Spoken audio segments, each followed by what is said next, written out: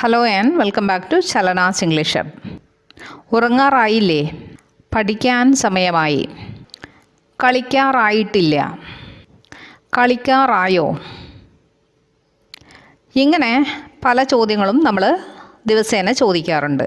ആ ചോദ്യങ്ങൾ എങ്ങനെയാണ് നമുക്ക് ഇംഗ്ലീഷിലേക്ക് മാറ്റാവുന്നത് എന്ന് നോക്കാം. ആദ്യം നമുക്ക് ഉറങ്ങാറായി എന്ന് പറയുന്ന ഒരു സെൻറ്റൻസ് തന്നെ എടുക്കാം. It is time to sleep. കുട്ടികളൊക്കെ രാത്രി വളരെ വൈകുവോളം ഇരുന്ന് കളിക്കുമ്പോൾ നമ്മൾ പറയാറുണ്ട് ഇറ്റ്സ് ടൈം ടു സ്ലീപ്പ്, ഉറങ്ങാറായി.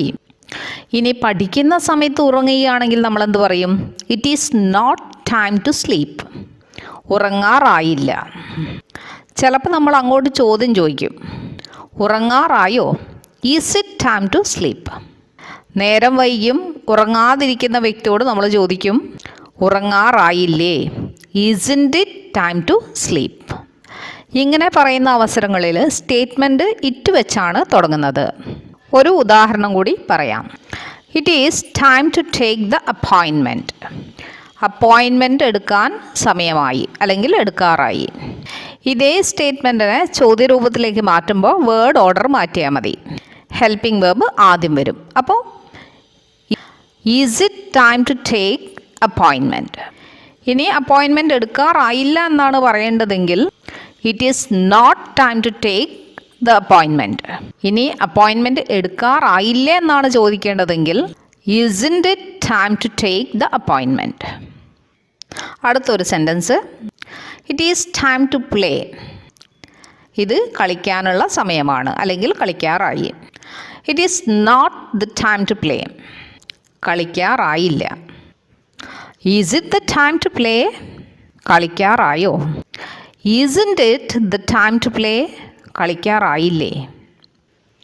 ഉച്ചഭക്ഷണം കഴിക്കാറായോ? Is it time to lunch.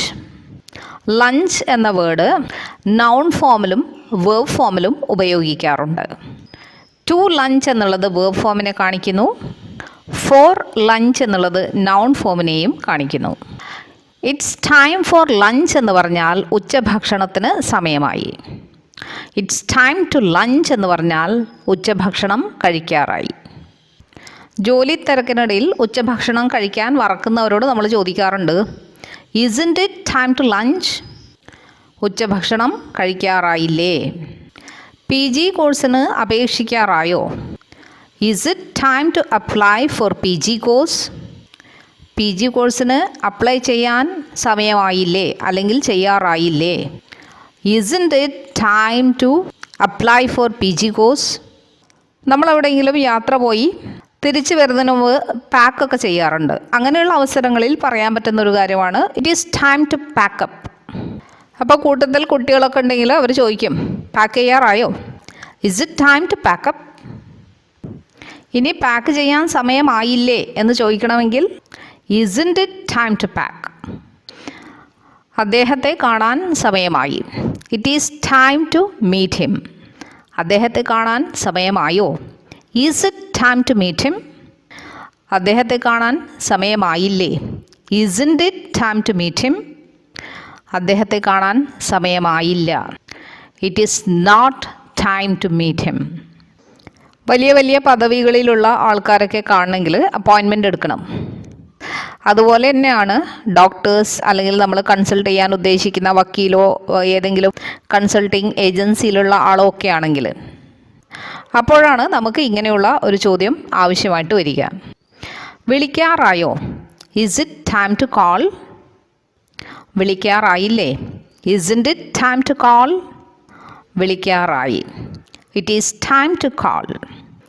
വിളിക്കാറായില്ല. It is not time to call. പറയാറായോ? Is it time to tell. പറയാറായില്ലേ? Isn't it time to tell.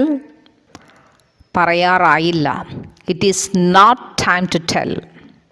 പറയാറായി. It is time to tell. വരാറായോ? Is it time to come. വരാറായില്ലേ? Isn't it time to come.